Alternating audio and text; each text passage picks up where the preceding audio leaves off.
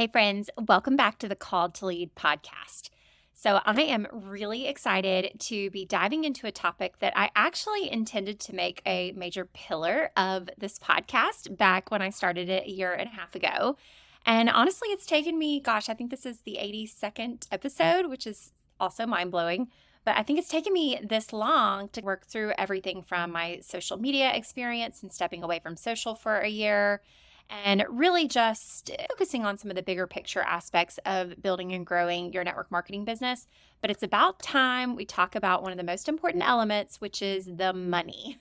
So, I am going to be sharing a little bit of my journey, my testimony, my story of being a traditional business owner who was hundreds of thousands of dollars in debt to being now where I am in my network marketing business, which is fully dependent on the Lord. And I have figured out a framework that I'm going to be sharing with you that's my exact money breakdown of how and what I do, I guess you could say, with the money that I make in my business.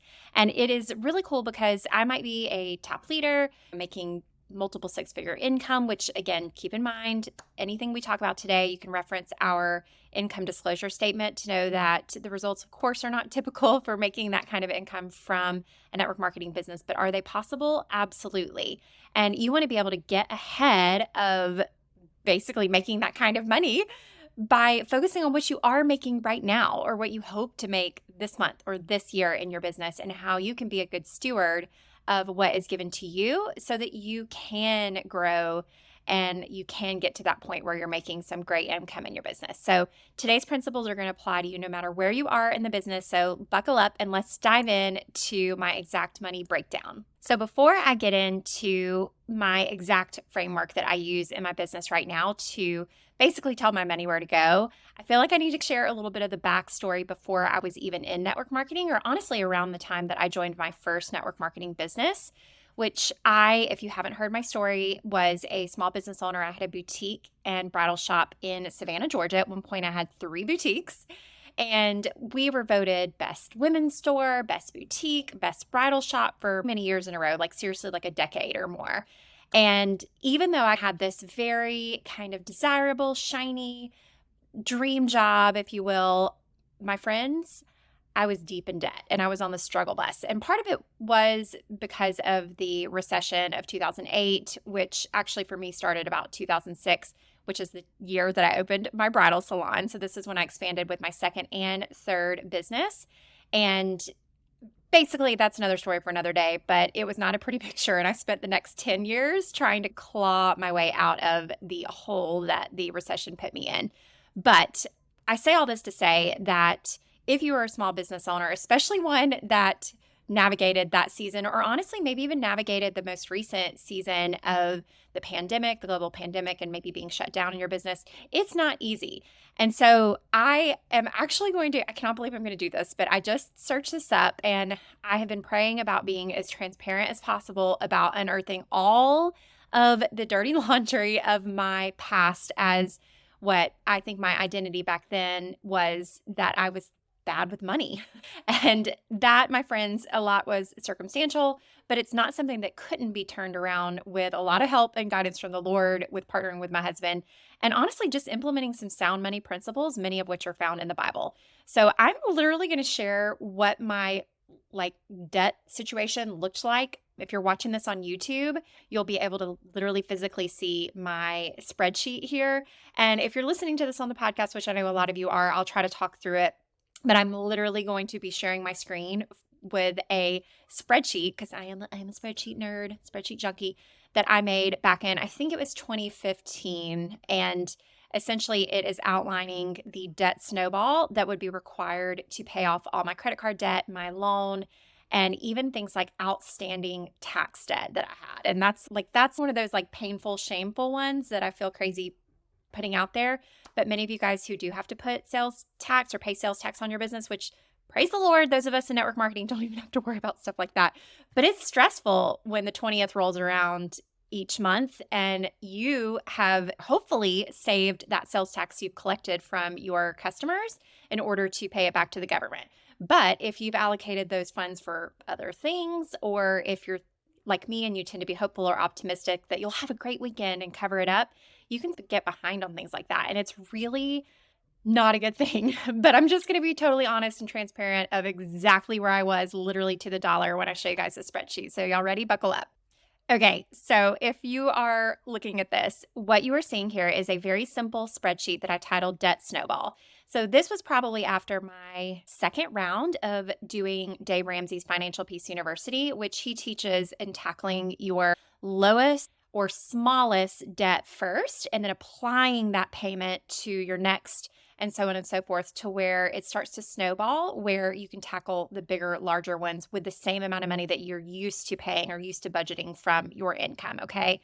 And so when I'm showing you this, I'm not going to go through every single line of this, but what I will show you is that there is a grand total down at the bottom of all the debts, because I had 1, 2, 3, 4 different credit cards, you guys. 4, 1 personal, 3 business, that added up to, it looks like, oh my gosh, 50 grand or more in credit card debt. I had past due sales tax, like I said before, and I had a loan that at this point was about $75,000. So all said, this was just shy of $200,000 that I was in debt at this point, which I believe again was in 2015. And this, again, is about the time that I decided to join my first network marketing company. And one of the reasons for that was to try to get out of this messy situation. So let me keep telling you the story about that. So now that I've aired that dirty laundry, let's keep it going. So when I first started in network marketing, my husband, Roger, and I had a family budget because, again, we'd been through Dave Ramsey, and we had an agreement where we would essentially take our household expenses, divide them in 2, and we would each contribute an amount towards those expenses. And at that time, it was about $4,000 in household expenses. And I think that we had other things that maybe weren't factored into that account. But what that meant is that I was to contribute $2,000 a month towards our family expenses from my business, which you would think, running a business at the time that grossed close to $1 million, give or take, it would always hover between maybe 800 and 1.4 million was my best year with my traditional boutique. You would think that would be a breeze. But let me tell you, friends, and if you are a small business owner, that often you get paid last, and it was not easy. Some months were easier than others to come up with that $2,000. Some months were really challenging in order to be able to do that. And so when I started my network marketing business, that was my first goal, was like, how can I bring in an extra $2,000 to really take that pressure off to do what I loved at the time, which was run my business. And that was essentially where I started with this. And that was the beginning of our debt-free journey, and really trying to lean into just being better stewards and better managers of the money. But at that point, I really was still not in a good financial shape. So then fast forward to year 1, and I'm just going to keep the bag of goodies coming for you guys. But in year 1, I remember that was my first full year with the company I'm with now, Seint. At the time, it was called Mascara. And I think that first year I maybe brought in about 20 grand, somewhere in there. But my W-2 from my retail business was about half that. I think it was about 10 or 12,000. So I couldn't even believe it, that even though that I had fallen short, first of all, of my goal of bringing in $2,000 a month, which would be about $24K from my business, I had more than doubled the income that I was giving myself from my business by adding on that additional revenue stream, which was totally a blessing. But come March of that next year, which was just over a year after having completed my first full year in network marketing, we got our tax bill from our personal taxes, which essentially included all the business stuff as well. And you guys, I had a record year post-recession of my boutique, where I was just, again, maybe just under $1 million in gross revenue. And my profit was somewhere around the $100,000 mark, which I was thrilled about, because that was the biggest profit that I had in years. A 10% profit in a retail business is a great thing. But every dime of that had gone to debt reduction, because you saw the situation that I was in growing my inventory. And both of those things actually don't take away from your balance sheet. They just take away from your available cash. And so what that meant is I, at about a 30% tax bracket, had a tax liability from my end of about $30,000. And guess who did not have $30,000 in her bank account? me. And so don't be wherever, especially when you start making money, don't be like me. And you've got to be diligent about setting that money aside because it essentially doesn't belong to you. Like tax money is definitely something that is owed, and you definitely want to get ahead of it and get prepared from that. Thankfully, because we had made investments in our retirement for years, we did pull out some money from retirement and we were able to cover that. But that's about the time that my husband was like, oh, you probably would have been better off sitting at home selling makeup than trying to do both and spend all this time working in a business that's not necessarily cutting it for our family. And so that's when I started praying about selling my business. And so in year 2, that's when of my Seint journey, that's when I sold my business, which sounds glamorous, but you guys, I was super careful about this. I valued finding the perfect buyer and owner for it over just getting someone to pay me what it was worth on paper, because ultimately that's the worth of anything is what somebody's going to pay for it. And so I wound up making the very difficult decision to essentially just let it go as an asset sale to my dream buyer, who is still the owner today. They are incredible and they kept my staff. They honestly are doing an even better job than I was, even post-pandemic, which is really amazing. But it wasn't a very glamorous sale because the amount that they gave me did not even wind up covering the debt that I still had on the business. So guess what? For the second time, we had to pull out of our savings, out of our retirement essentially, in order to cover that so that I could start clean. Okay. So that's year 2 in my business. Looking pretty, right?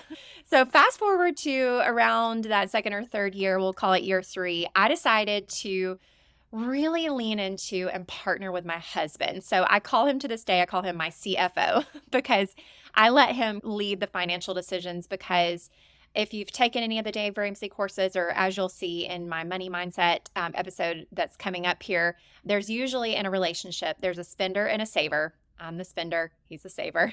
There's usually a nerd and a free spirit, which I'm the nerd, meaning I like all the budgets and I know all the things, but I go back to default the spender. But I was like, okay, honey, I need your help. Let's partner into this together. And so honestly, the things that I'm going to share with you, and there's going to be 4 P's that I'm going to share for my exact money breakdown. They were done in partnership with him, which if you are married, and especially if you and your husband are on different kind of levels in terms of your spending habits and your money mindset and all of those things, that is one of the reasons why I really believe the Lord puts us with people who are different than we are, is so that we can together make each other stronger, okay? And so this is something that we have been doing for years. It has made all the difference in the world in terms of just having so much more freedom in our finances. And so I'm so excited to roll this out to you today, because honestly, whether you're making like $100, $1,000 or 6 figures, these principles that I'm going to talk to you about, they will apply to you and they will scale and grow with you as your business grows. Okay, so keep that in mind. So let's dive into the 4 P's, or 4 principles, if you will. They all start with P's, how I implement my exact money breakdown. Okay, so the first P is provider, and that is acknowledging who is your provider. Is it you? Not for me. I know who my provider is, and it is from the Lord. And I know you might not be a believer like me. And listen, I'm not here to push anything down your throat at all. I'm just sharing my story, my experience, and of course, my beliefs. And we are all entitled to the freedom of believing anything that we want to, right? But for me, I have seen this, I have experienced it. And especially in my journey as a small business owner, it was crystal clear to me. And it is biblical. So Philippians 4:19 says, "And my God will supply every need of yours according to his riches in glory in Christ Jesus." So if you are in Christ Jesus, God is going to show up for you and he's going to provide every need, whether that's financial, whether that's a friend, whether that's an idea for your business, whether that's the little gut spirit-led decision that you need to make in your business. Like for me, when I knew I needed to let my business go, trusting him and acknowledging that he is the one that is giving you everything, that is step 1. But guess what? The biggest part of that is when you can acknowledge that, you will be able to fully lean into choosing faith over fear, that even in the scariest moments when it feels like you're going to run out of money, or when your bank account literally hits $50 and which there's a story behind that I'm going to share in the next episode. Just get ready, because that actually happened to me recently, believe it or not. But when that comes before your paycheck comes and you're like, Lord, how is this going to work? This math doesn't add up. When you acknowledge that it's all from Him and that He will supply everything you need, that is going to give you so much freedom, which the Lord also says that when you take on His yoke, meaning literally like in an agricultural thing, it's like the yoke between two animals. I don't know what kind of animals anyway, but like when you take on His yoke, the burden becomes easy. It's like linking up with someone who can carry that weight for you, because money stuff is really heavy. And actually, speaking of the Bible, Jesus talked about money more than He talked about prayer and having faith, like combined. When you combine those two, I read that He actually talked about money more than that. So money was definitely something that was an important topic to Him. And there are a lot of misconceptions, but also a lot of wisdom when you dive into the Bible. But essentially, acknowledging that He is the provider, whether it's a little, whether it's a lot, it is all from Him. And that has got to be step one. So just to tie that into my story as well, and honestly, both businesses, but as a traditional entrepreneur having my boutique, I could feel that He was giving me exactly what I needed, but not necessarily more or an abundance than what I needed, which kind of got my attention to think, Lord, what if this isn't it? Like, or is this what you want me to do? And if not, like, what else could be for me? What else could you have for me? Because I remember there were certain days that it was so scary where I would have sales tax or payroll that was due on a Monday, and I would have to sell 8 wedding dresses over that weekend in order to make that payment. And every time He would show up and it would be right within $100, but it would cover that payroll. Again, no more, and not necessarily giving me the abundance that I needed to contribute to our family, which is the whole point of owning a business, which we'll talk about that in a second.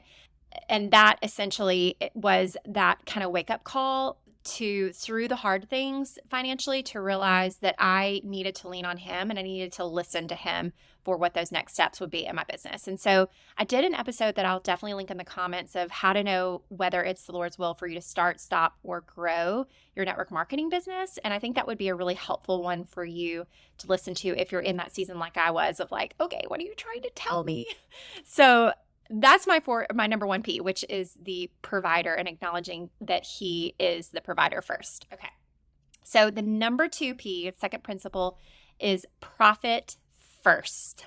Profit first. So this is actually a book by Mike Meeks that I read probably about 6 years ago, maybe somewhere in there, 2016 probably is when I found it. And it's a good one, y'all. And it basically says that as a small business owner, and so this applies if you're a network marketer or any small business owner, you need to make sure that you're paying yourself and providing for your family first, always. That has got to be your number one priority in business. Otherwise, you probably shouldn't be in that business. And again, you might need to be open-minded about what it is that looks like. And the cool thing about the profit first model in network marketing versus like a traditional business where you've got to buy inventory and have employees and do your own marketing and again, pay for sales taxes and all that stuff is there's usually limited overhead that you're responsible for. So making a profit, especially if you plan for how you're going to spend your money, it can be very easy and very simple in your business. And what's really cool is you have an opportunity, like I did, to make more money by even selling less or having less overall volume because you're able to start a profitable business. And you can get off the bat, and I always recommend for any new distributors that join my team and our company to make that their first goal, usually in the first month, is to make back that kit investment as soon as possible so that you're starting your business from a place of profitability, and then you're maintaining that to where every time you are basically getting paid, guess who's the first one to benefit? You and your family, okay? So read that book. I can link it in the show notes as well. Profit First by Mike Meek. He is definitely a dream person I would love to interview on the podcast. So y'all say a prayer. I can get him on here because he's so good. There's a couple other books he's written too that are really great as far as business goes, but Profit First is a good one to start. I love that the biblical kind of example of this is Proverbs 21:5, which is the plans of the diligent lead to profit. So when you're diligent, when you set plans, which that's going to be the next little spoiler alert, that's going to be the next P, it will lead to profit. So just keep that in mind that profitability needs to be your goal. So how do you do that? And how do you have the plans of the diligent? The next P, the next principle is plan, not just make a plan, but plan on your average plan on your average income. This is really easy in network marketing to get very ahead of ourselves, especially as maybe a top leader, top seller, or someone who is actually doing great things in your business. And great is always going to be like a moving target, right? I was thrilled making my couple hundred or couple $1,000s a month. I never dreamed that I could make, more than what I made in that first year in 1 month. My mind is blown. That's even possible. But it absolutely is possible. But what you want to be really careful of is you don't want to plan your business on your best month. And it's very easy to do that. So for example, like if you're like, oh, that one time I got paid $10,000 in that 1 month. So I'm going to plan my spending accordingly. Or if you're like, dang it, I'm a goal getter and I have a big dream and I'm going to make that 6 figures this year and I'm going to hit 10K, and you got to spend money to make money, and dang it, I'm going to invest that money right now and I'm going to do that. And so you're spending the money that you haven't even made yet with the hopes or the dreams that you will. And I've been there too, even as a traditional business owner. And that was honestly one of my biggest struggles is I held on to the glory days of our best month ever, or the pre-recession days and things like that, as opposed to looking at the reality of the numbers. I can be an optimist to a fault. And I've even done this with my Seint business, to be honest. I remember, I think it was in my first or second year, a couple of my uplines and leaders who were making really great money. And that was my goal. It was like just following in their footsteps. They were planning these like lavish trips and incentives and things like that. And I was like, oh, I want to do that. And so I threw the idea out there to pay for a cruise because I was like, I want to go on a cruise. I've always wanted to go on a cruise and now I can afford a cruise. And so I planned this elaborate cruise that was going to wind up costing me more than what I was making, which is never a good idea, my friends, to plan something that you basically aren't making your money for. So as the Lord always does, he worked it all out for good. And it wound up that I actually can't remember the circumstances, but it wound up to where it didn't happen. And I chose to do a retreat in a different way and it worked out just fine.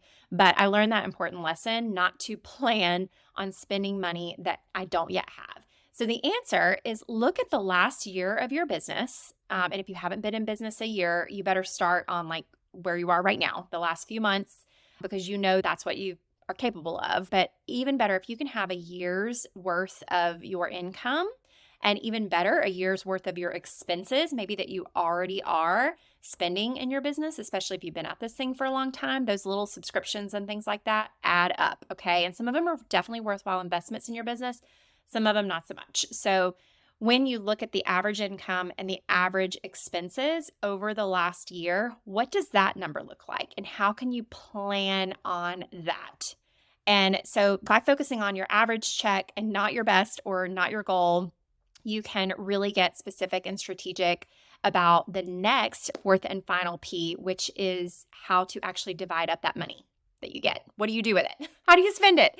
And so I'm going to share my very simple strategy with you, and it all revolves around the fourth and final P, which is the percentage.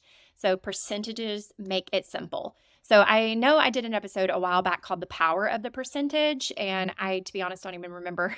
I don't even remember the specifics that I talked about in it, but I'll link it and we can all listen to it together because I feel like it was one of my favorite episodes at the time because I'm a big believer, always have been, in the power of the percentage versus a certain set amount because it's something that can scale with you. It's something that can grow. It's something that can be analyzed, okay?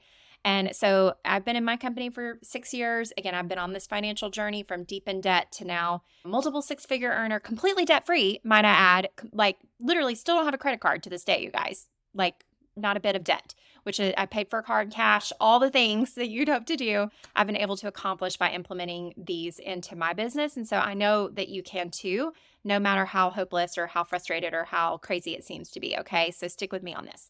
So the percentages are what is going to make it really simple for you to tell your money where to go, okay? I'm going to first break down my recommendation for you. This is a very general recommendation. It doesn't mean that you can't adjust or fudge, but this is a starting place for if you take a pie, like a round circle, and you were to put all your money in that pie, if you were to divide it up into different percentages, this is what I would recommend that you do to it. Okay. So if you take your pile of money, this is how much money you're making from your business, not how much you're selling. Because again, in network marketing, there's different commission structures. I'm talking about literally what your bonus is or what your total paycheck is. In our company, it can be a little confusing because we get paid 20% weekly, but then we get any additional bonuses and downline commissions at the end of the month or on the 10th of the month for the month prior. And so you're going to want to add all those things up. Okay. So like everything that you made in that 1 month into a pie or a pie plate. Okay. So I want you to take half of that. So picture dividing that down the middle, and that needs to go to you. And you're like, wait, half, not all? I want 100%. I have plans, big ones for the other half, but stick with me. 50% profit first needs to go to you. Okay. That way, like you're going to be used to basically living off less than what you're making, which is going to allow you to even flex a little bit as you go. But you're going to be taking 50% to give to you. Okay. Then you're going to take 25% and you're going to allocate it towards tax. So again, that's going to be a quarter of your little circle, or your pie, is going to go to a savings account, preferably separately from your other account. That's what Mike Michalek talks about in Profit First, is setting up different bank accounts, which is exactly what I do. And I'll talk more about that in a second. But take that 25%, set it aside for taxes. For you, like for me, I am in the 30% commission bracket, and I think not commission bracket, 30% tax bracket, which I think it actually might even be more than that. And so again, my husband manages that, but I think that's what we save is about 30% in taxes. So for you, I would say do 25%. Just look at your tax bracket and you can adjust that up or down. But what I like about 25% is, say you only need to pay 20%, you're going to have a little surprise fund money come tax season. And so unlike me, where you don't have the money saved, you're going to have a little bit of extra that you're going to be like, oh, that was an extra 5% that we didn't know we needed. So 25%-ish is going to go towards your taxes. Okay, the next one is 15% that's going to go back into your business. So I've gone back and forth, and I would say this ranges between 10 and 20%.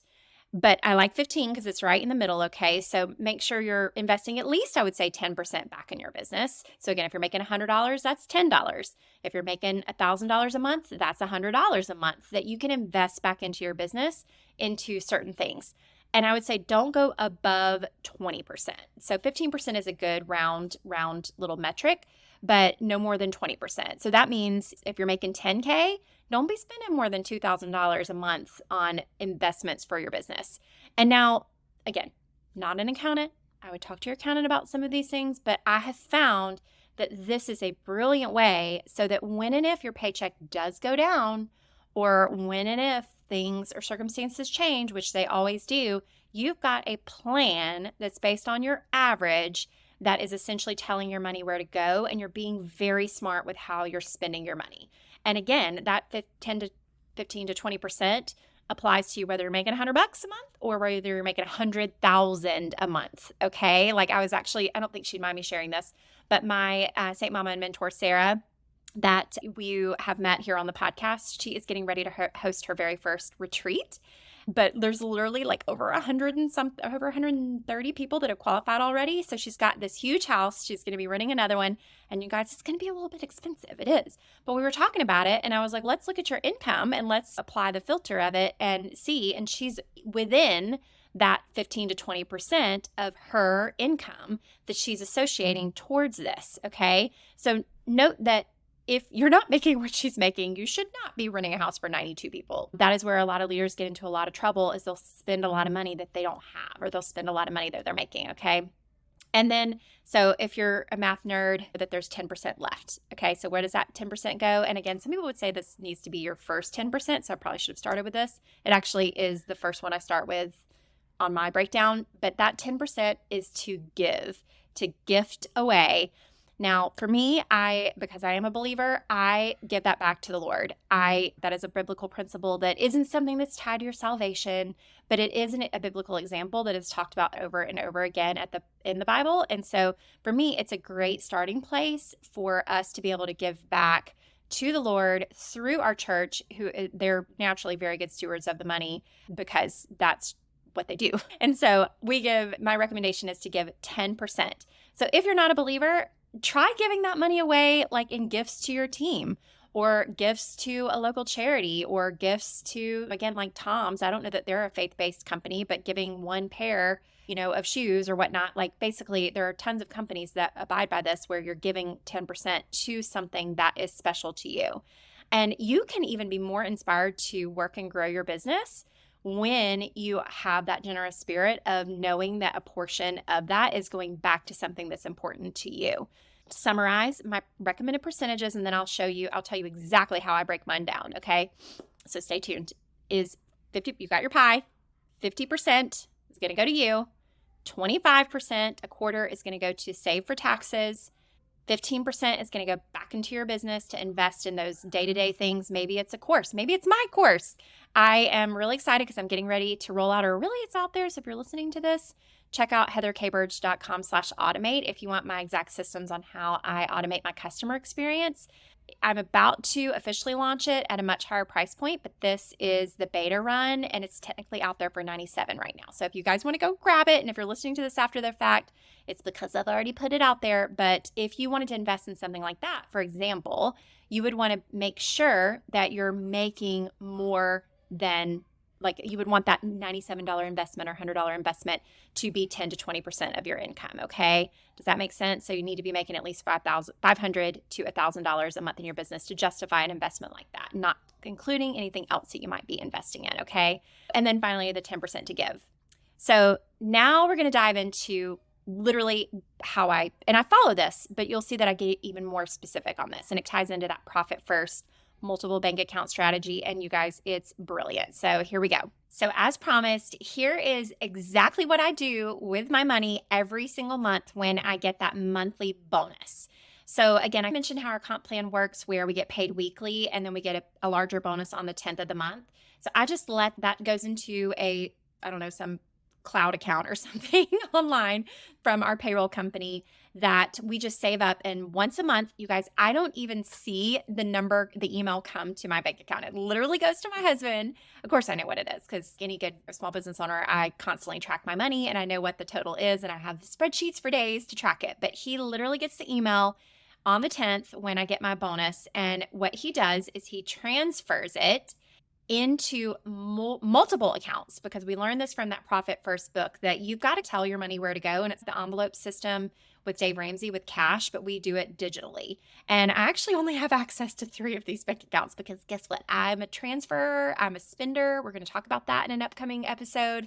And so this system is designed to rein me in. So again, everything's on a pie, and he takes 30% and he puts that aside in an account that's designated for taxes. Okay, so 30% is what we plan for of the gross amount. Even though we only pay taxes on the net amount, meaning after expenses, he starts there. Okay, so 30% goes away. And then after that, he takes 10% and puts it into an account where we tithe and we give that money to our local church. And so he is a net tither. I'm going to be honest, I'm a little bit more of a gross tither, but I'm going to default to him. He is the leader of our household. And honestly, again, the Lord, I don't think there's not a wrong or a right way to do it as long as you're giving from the heart, giving with joy. And we absolutely love to do this. And it's a great kind of rhythm to get into. And so 30% taxes, 10% aside to give to our church. Then we have a set amount that goes into my business account that's about 15%, okay? So about 15% goes into a dedicated small business account, which is definitely what I recommend once you start, making some money in this business, is not to mix your finances so you can get a real clear picture, like I was saying, on the average amount that you spend. And so that 15% is what I invest back into things like this podcast or any coaching or courses or my amazing assistant or the monthly subscriptions that I have. All of those things come out of that business account. And I actually even give outside of the 10% from that business account. So probably another about 10% is factored into that budget, if you will. 10% of the 15% is what I focus on giving as well. But basically, that money that goes into that account each month is designated towards business purchases, and I have a set budget for how I spend that, if that makes sense. So again, honoring what I told you guys, 15% spending back into the business. Okay. And that's going to total to a larger amount because I'm making a little bit more, but it is something that is scaled along with my business as it grows. Okay. So the next 15% goes into my favorite account. Can you guess what that is? It's the Heather Fun Money account. And actually, this is done at the level that I am. If you're making more than like a six figures or $100,000, I do recommend talk to your accountant, but that's about the time you'll want to set up an S corporation for yourself, a limited liability corporation, and your accountant might want you to go on payroll yourself. And so that Heather Fun Money account is literally I'm my own employee, and I get paid twice a month from the business account, from the main, wherever Roger puts the bulk of the money when he transfers it. The money comes in, it goes into that Heather Fun Money account. And here's the best part. My husband and I have an agreement that I can do whatever I want with that amount of money. He literally said, if you want to take that money and throw it out the window driving down the road, you have fun with it. So that's what I do when I want to decorate our house, which I know some people would say that's a family expense, but it's just not something that's important to my husband. And we have differing opinions on what things could cost. And so that allows me to be like, yeah, I'm going to get that new dining room table or that new rug or whatever it is that I want to do. When we did our kitchen renovation, I think some of that came from with working with designers to help me with that. And so that Heather Fun Money is definitely, you guys, still to this day, I told you I'm a spender.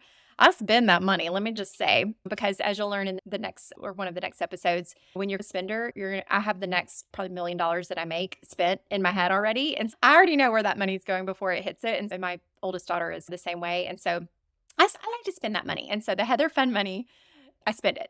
So we'll leave it at that. But 15% is about the amount that I pay myself in the salary. Okay. And then about 10% of what I make. Remember when I told you guys that we take our monthly expenses and we divide them down the middle, and then we basically contribute that amount into it? Just makes it fair. We're both small business owners, and there's nothing wrong. Again, if you make 20% of what your husband makes, or you're not making whatever that is, don't worry. You don't have to have that be exactly the same amount. This is coming from your overall 50%, and you can divvy that up how you want. But for us, our monthly expenses, they have grown. Hello, inflation. And also just a little bit of an increased lifestyle. They have grown a little bit for our family. So it's no longer that $4,000 a month, but it does wind up being my contribution is about 10% of what I make within the business goes into that family account. And so that's where, remember when I told you guys, and I'll tell you more about the story in depth in a future episode, so stay tuned. But remember when I told you the count got down to $50 and it was before we were going to, basically before payday? I was like, oh my gosh, this is what people living paycheck to paycheck feel like, right? Like when the money runs out, there's a saying for it, something like there's more time than there is money left or something like that at the end of the month. And I was stressing because we were headed out of town to go to Myrtle Beach to my daughter's lacrosse game, and we didn't have any money in the family account to pay for these things, let alone like the hotel room or like the trip to the carnival or any of those things. Thank the Lord we had been diligent with the other aspects of our money to where we had the freedom to be able to transfer from so we had the cash, just not in that account. So then guess what I did? I went and I planned on the average. I did a quick budget spreadsheet that Friday before we left. And I figured out exactly where the bleeding, like where was the money going. And it was primarily because we did this club sport, which was requiring us to travel every single weekend to these exotic locations. And guess what? When we were getting there, we were acting like it was a vacation. And we're like, oh, spending all the money on the hotels and all the things. And so if you've got kids in cheer or baseball or anything like that, you know what I'm talking about. And it is not cheap. And so you better plan for it in your family money account. So we're actually going to be revisiting that family budget here shortly, but that's the beautiful thing about telling your money where to go. So anyway, about 10% of that goes into that family account. And that's where we have the family expenses. That's where the school stuff, the kids' clothes. I just bought sunscreen on Amazon for like our upcoming beach vacay trip, all of that good stuff, groceries, you name it, eating out, Starbucks, all of those things comes out of the family account. Okay. So if you're, again, doing the math, there's 20% left. And That 20% roughly, or basically whatever's left over after all of these things, which is about 20%, that goes into savings for us to essentially do whatever we want. So we do contribute to, mutual funds. I was like, what is that word? We do contribute to several investment accounts that are in the stock market through mutual funds. We also have some real estate investments. Like we bought a condo with my mom in Costa Rica, which is fun with our savings. We're about to put a new roof on our house. We did have an insurance claim, but we're going with a metal roof. And so all that will come out of that savings. And then again, whatever's not earmarked for a big expense like a roof, then we'll send it off to our finance guy who will invest it in the market for the long run. And so, my friends, that's literally where my money goes. And if you want, I won't share the exact number just because while I think it's very important to talk about money, the last thing that I would ever want to do is flash like, here's what I'm making or anything like that. Nor should you for that matter, because most people don't join this business even though they know we've been beat over the head what's possible in network marketing, they don't join to make that big amount. They join to usually make a deficit or contribute something to their family's bottom line. And that's usually a smaller amount, like $200. Again, mine was just $2,000. That's all I ever wanted from this business. And so for that reason, I hold on to that. And I'm so grateful. And I acknowledge again the provider to know that abundance is coming from him. And it's also how I know that I'm right where I need to be in this business because he is equipping me along the way with an abundance to continue, hopefully, being a good steward of what he has given to us, even if I don't always get that, which I definitely don't, you guys. But I hope that this is helpful for you guys. Again, the 4 Ps to summarize is the provider, acknowledge him, profit first, pay yourself, my friends, and plan on your average, not your best or your goal. And then finally, percentages, make it simple. And I was going to say, check out the income disclosure if you want to see what the income looks like in our company. That's an easy way to do it if you want to actually do the math, or if you want to plan, check the income disclosure out for whatever company you're with. And you can say, gosh, it would be my dream to be this rank in my company, and this is what the average artist at that rank makes. And again, go with the average. Don't go with the highest. You don't have to go with the lowest, but go with the average. It's almost always on there.